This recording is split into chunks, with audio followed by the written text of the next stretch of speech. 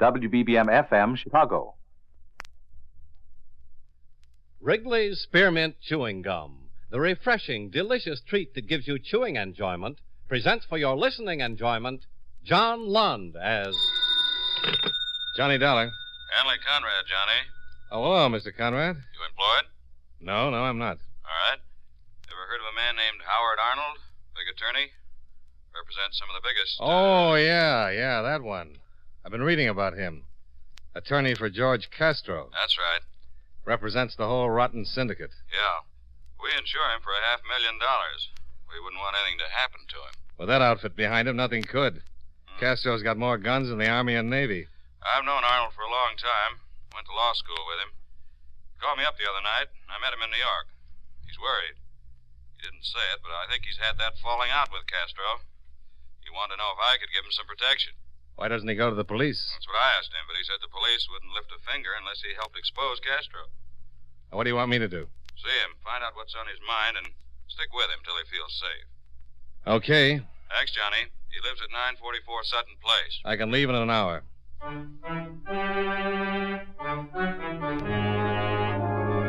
the makers of Wrigley's Spearmint Chewing Gum bring you John Lund and another adventure of the man with the action-packed expense account, America's fabulous freelance insurance investigator. Yours truly, Johnny Dollar.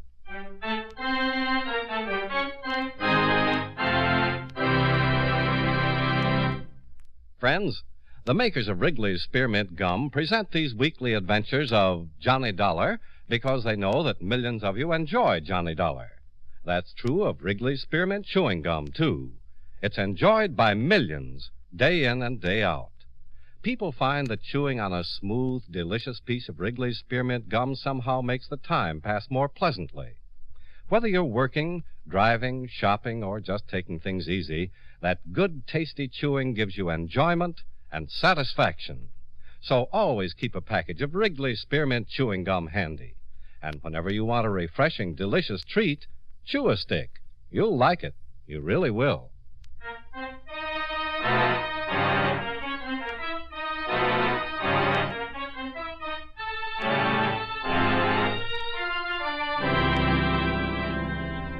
Expense account submitted by Special Investigator Johnny Dollar to Home Office, World Insurance and Indemnity Company, Hartford, Connecticut. The following is an accounting of expenditures during my investigation of the Howard Arnold matter. Expense account item 1, $23.55, train fare and incidentals between Hartford and New York City.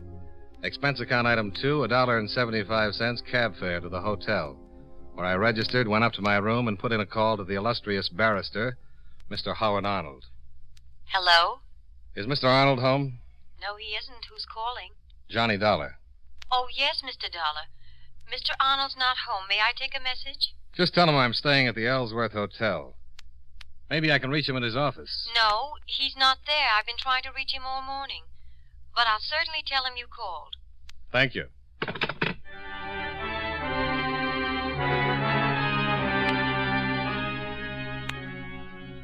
I unpacked my clothes, had some lunch, and waited around the hotel for the rest of the afternoon.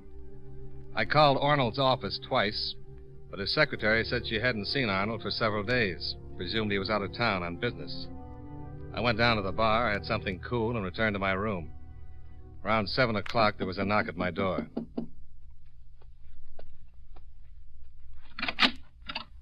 Mr. Dollar? That's right. Howard Arnold. Oh, come in. My wife told me you'd called. Yes, and I checked with your office several times. I haven't been to my office. I haven't been home, even. Sit down. Thanks. You got a light? Thanks. How much do you know about me, Mr. Dollar? Only what I've read in the paper and what Hanley Conrad told me over the phone. Yeah, I went to law school with Henry. That's what he said. You know about George Castro? Just what I've read. He'd like to kill me. Why? Because I know too much and he's afraid I'll tell someone. I thought you were in pretty solid with Castro.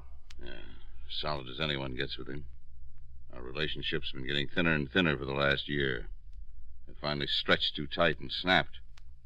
I called Hanley right after it happened. I I knew Castro's next step would be to try to liquidate me. Well, I'm here to see that he doesn't. Yeah, Hanley mentioned you, said you were capable. But just to be with me in order to keep Castro's boys away isn't very practical. Well, I didn't think so either. If Castro wants you, it'd take a lot more than me to stop it. But if you think so, too, why did you... I really want you to keep something for me.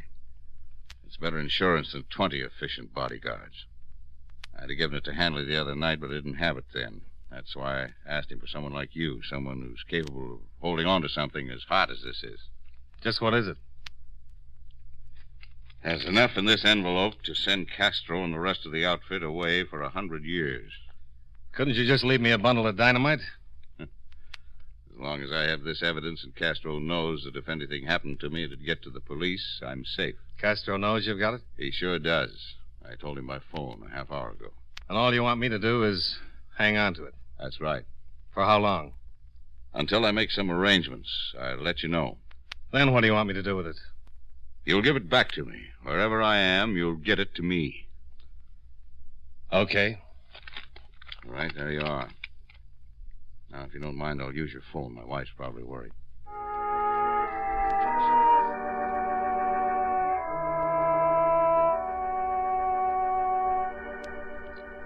I looked at the large envelope and thought about George Castro, the big boy of the outfit. 1/4 man, 3/4 rat. If he ever found out where that envelope was, yours truly could stop planning for his old age.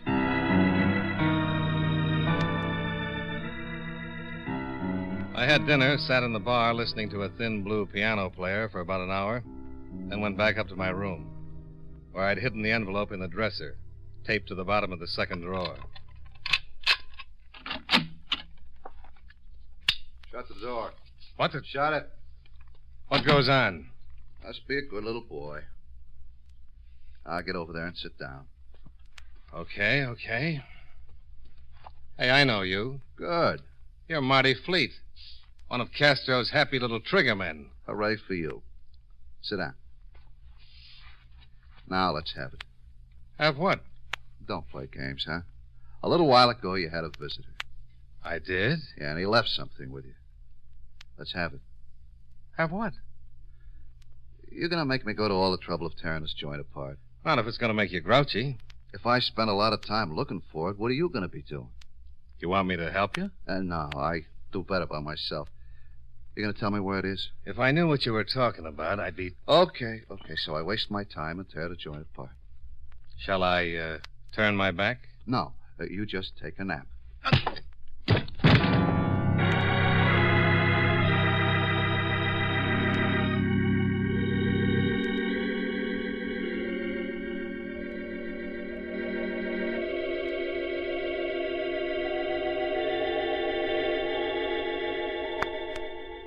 I finally got my eyes open and found myself alone in the middle of a pile of furniture.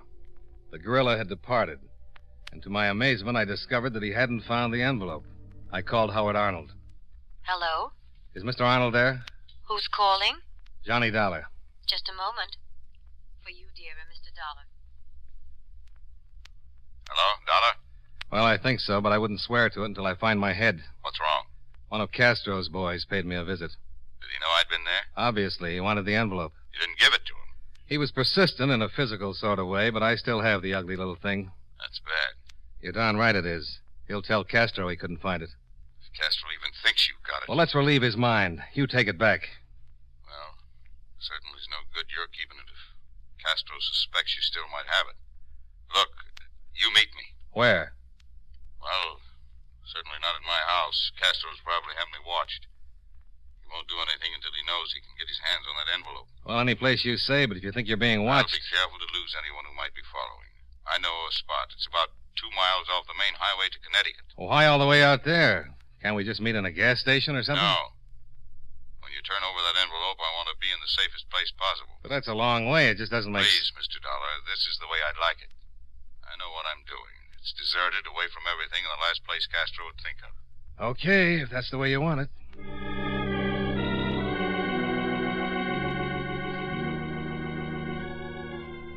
I rented a car and drove for a good 40 minutes till I spotted the turnoff. I swung right, hit a stretch of dirt road, drove 2 miles, and then my light picked up Arnold's car. I pulled up in front of him. Took your time. I've been waiting 20 minutes. I had to come a little farther than you did. I was had the envelope. This place gives me the creeps. Yeah, sure. Here. Both of you hold it right there. What? Oh, no. Don't move a muscle. Dollar, do something. Who's got muscles?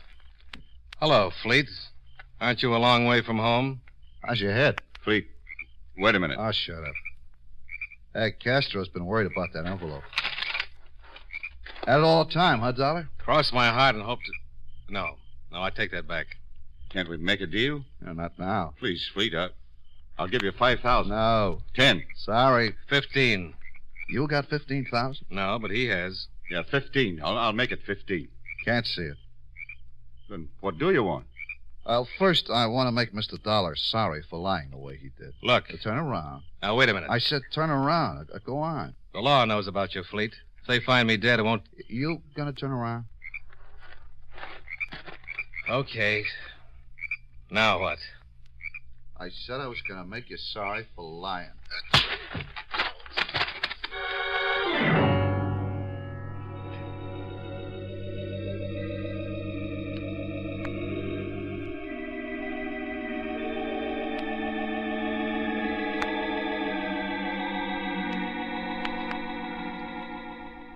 Well, there it was again. That disgustingly familiar deep black hole. The hole works. I don't know how long I was out this time, but when I slowly pulled myself back, I thought at first that part of the dream had stayed with me. I got to my feet and made my way to the edge of the road. The whole sky seemed to burn with a brilliant yellow light. I looked down in the ravine, and there was Arnold's car, resting on its side where it had rolled, the flames roaring up around it, the charred arm of a man hanging out of the window.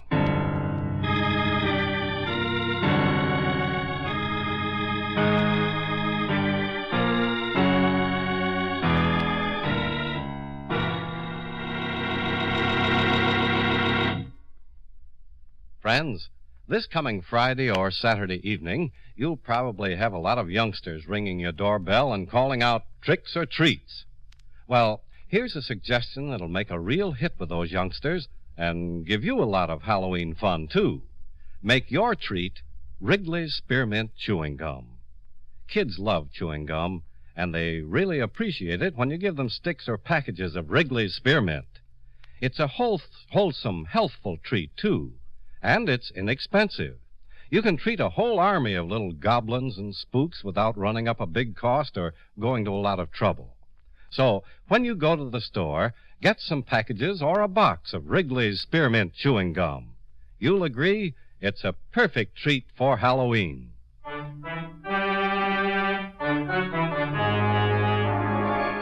And now, with our star, John Lund, we bring you the second act of Yours Truly, Johnny Dollar.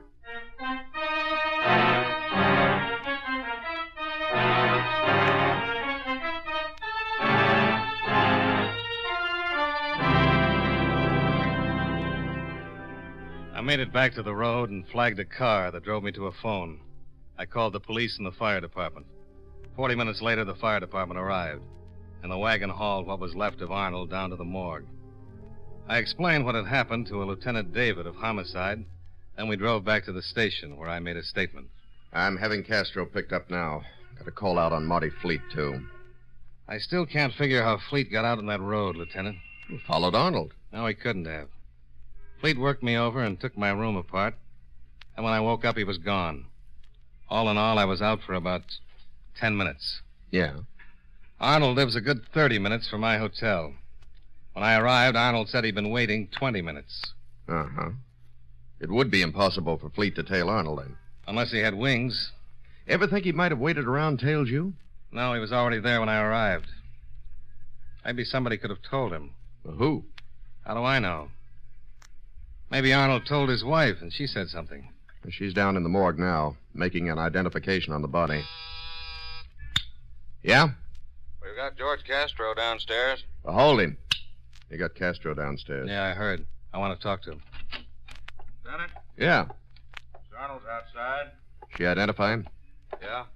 Said the body was Arnold, all right. Pretty hard to tell, but the ring and the watch clinched it.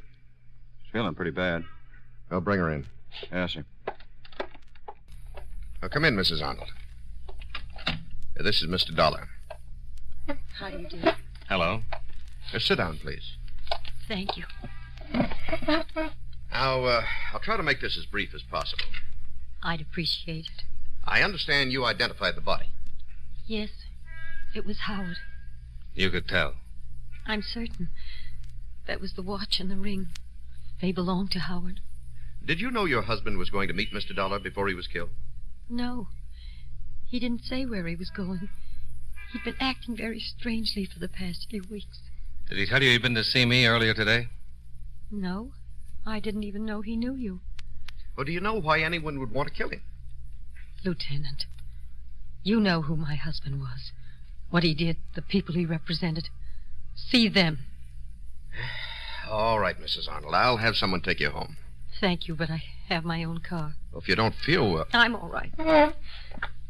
Nice meeting you, Mr. Dollar. Goodbye. Goodbye.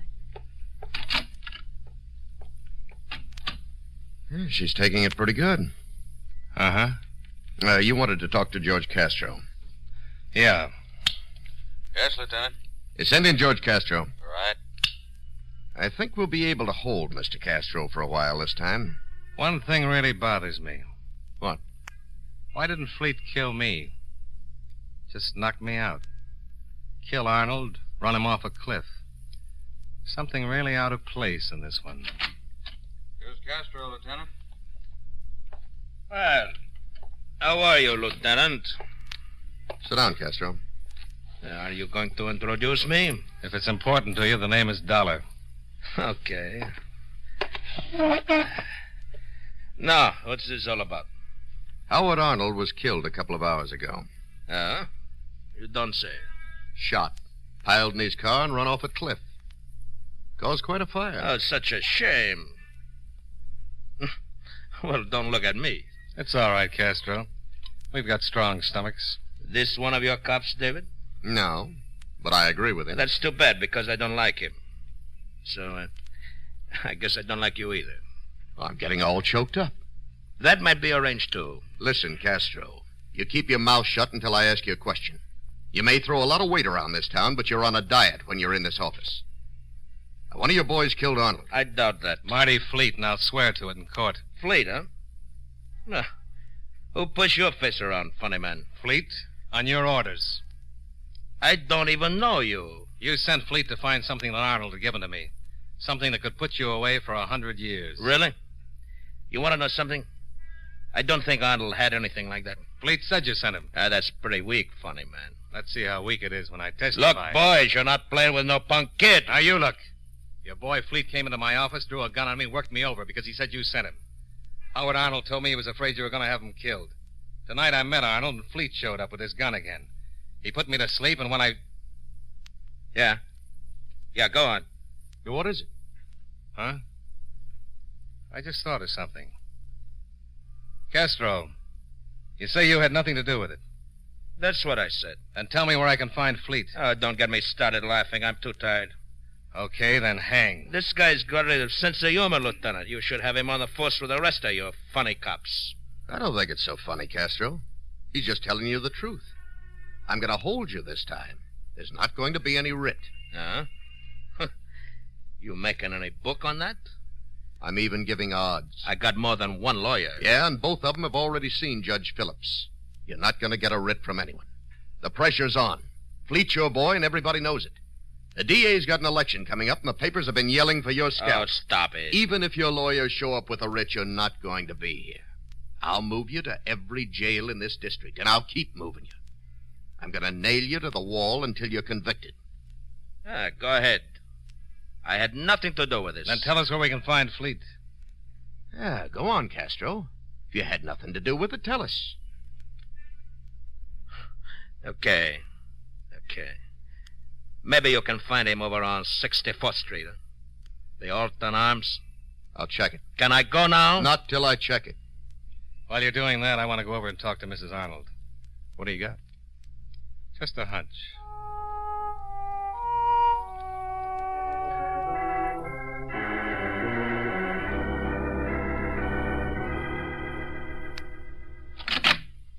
Yes? Oh, I'd like to talk to you, if I may, Mrs. Arnold. I really don't feel much like discussing anything, Mr. Dollar. This is pretty important. All right. Come in. Sorry I have to disturb you. So am I. But if it's important, Well, you want to get your husband's killer, don't you? certainly. We can go in here. You know, this happened so suddenly, it's hard to really believe it. Now, Mr. Dollar, how can I help? Well, I'd like to know a few things about your husband. He provided for you, didn't he? Yes, but I don't see how that can be of any importance. Well, I just want to know a few things. Your husband made quite a bit of money, didn't he? Yes, You got along? You were happy? very. You know, there's something awfully funny about this killing. What do you mean? You mind if I smoke? No, please go right ahead. Oh, thanks. Would you like one? No, thank you. What did you mean? That there's something awfully funny about my husband's death? Well, a man named Fleet is supposed to have done it. Works for George Castro. My husband was always afraid of Castro. This Fleet came to my room at the hotel. Said he was working for Castro. Wanted some evidence your husband gave me in an envelope. Fleet knocked me unconscious, and then, for a professional hoodlum, did a remarkably poor job of searching. Why haven't the police picked him up? Well, they're looking for him, but I doubt if they find him. Why not? Why won't they find him? He met your husband and me out on the road. Knocked me unconscious again. Then when I awoke, it looked like he'd killed your husband and shoved the car over the cliff. Oh, please. Can't this wait until tomorrow? I think you can help me. But I don't know what you're getting at. Well, Fleet couldn't have followed me because he was already out there. And he couldn't have followed your husband because there wasn't enough time. Somebody told him where we were going to meet. He had time to get there, but not to follow us. Now, Fleet knew that I knew him, could identify him. Why didn't he kill me? I don't know. And I don't know what you're getting at. Now, if you don't One mind... more question, Mrs. Arnold. Yes. When I called your husband this afternoon, I talked to you, didn't I? Yes. At the station, you said you didn't even know your husband knew me. That's right. But when I told you my name over the phone, you knew who I was. I did no such thing. Oh, I'm afraid you did. You said, "Oh, yes, Mr. Dollar," the first time I called. Well, that's not so unusual. My husband has a great many clients. It was just a matter of diplomacy. Mm-hmm.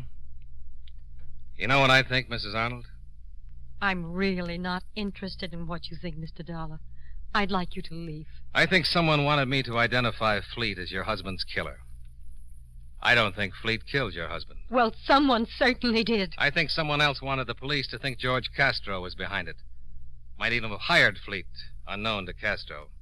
Told Fleet to be sure and tell me he was doing the job for Castro. How can I possibly help with all this? Your husband wanted me to hold the evidence until he could make some arrangements. What kind of arrangements? How should I know? He was safe as long as the evidence was safe. Castro wouldn't do anything. Arnold could have put the envelope in a safety deposit vault with instructions to have the police open it in case of his death. Mr. Dollar. Instead, your husband gave me the envelope. Said he'd take it back when he'd made arrangements. Now, how could that help him? I don't know. He couldn't hide, go to another country. He knew you can't run away from a man like Castro. And if he ever had the evidence on him, Castro would kill him in a minute. All right. You've said what you had to say. No, not quite. You know what I think? I think the arrangements had already been made. I think the best way for your husband to escape Castro was to have himself killed. You're insane. If he was dead, you'd have all his money and $500,000 more in insurance. Get out of here. But he isn't dead at all, is he? The man in that car was Fleet. Get out. Your husband leaves the country, everyone thinks he's dead, Castro stops looking for him, and after you collect the money, you meet him. Get out. Get out. Howard. Well, hello, Mr. Arnold. You don't even look singed. And what a lovely gun. I didn't credit you with this much sense, Dollar. Howard, what are we going to do? We're going to do just as we planned, with one slight change. Your car's in front, isn't it, Dollar? Yeah? Get our car, Beth. You're going to follow us. Where? Get the car. Fleet was the body in the burning car. Yes, You hired him to throw the blame on Castro. of course. You're really a pretty messy guy, Arnold. You won't have to worry about it long. The police know I came here. They're going to wonder who killed me. What's the matter with Castro? He's sitting in the lieutenant's office right now. He has so many efficient assassins. Let's go. Okay.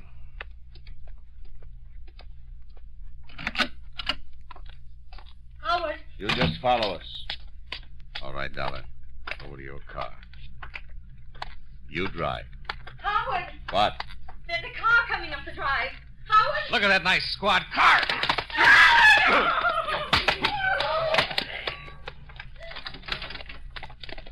Dollar, what's going on?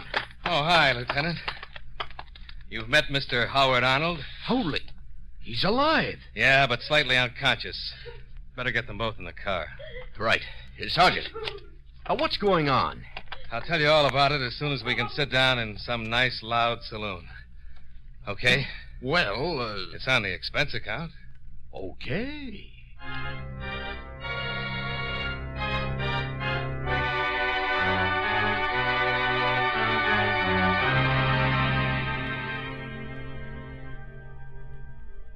We picked up the not-so-honorable Mr. Howard Arnold and took him back to the station, along with his weeping wife.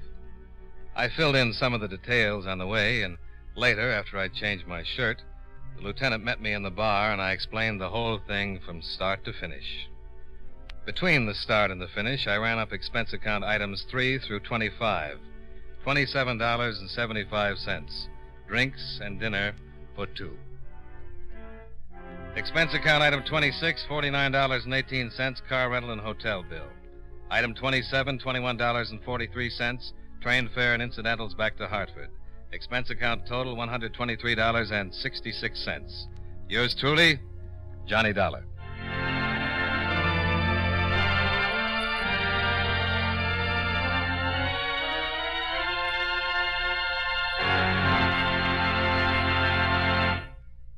Remember, friends, Wrigley's Spearmint Chewing Gum is a refreshing, delicious treat you can enjoy just about any time. Chew a few sticks of Wrigley's Spearmint during the day and see how the good chewing helps keep you feeling fresh and alert. The lively, full-bodied flavor of Wrigley's Spearmint cools your mouth, freshens your taste, and sweetens your breath. The chewing itself gives you a nice little boost, helps you keep going at your best. Millions of people get real chewing enjoyment out of Wrigley's Spearmint Gum every day, and we know that you'll enjoy it, too. Get a few packages and always keep some handy. And remember, Halloween is coming, so be sure to have plenty of Wrigley's Spearmint Gum on hand for the youngsters who come calling for tricks or treats. That's Wrigley's Spearmint Chewing Gum. Healthful, refreshing, delicious.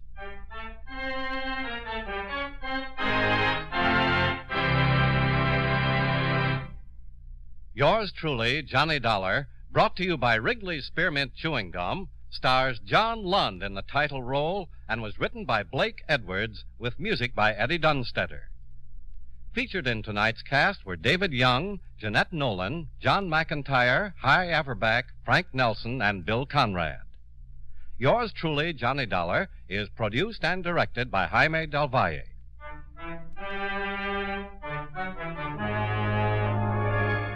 The makers of Wrigley's Spearmint Chewing Gum hope you enjoyed tonight's story of Johnny Dollar and that you're enjoying delicious Wrigley's Spearmint Gum every day. This is Charles Lyon, inviting you to join us again next week at this same time when, from Hollywood, John Lund returns as... Yours truly, Johnny Dollar.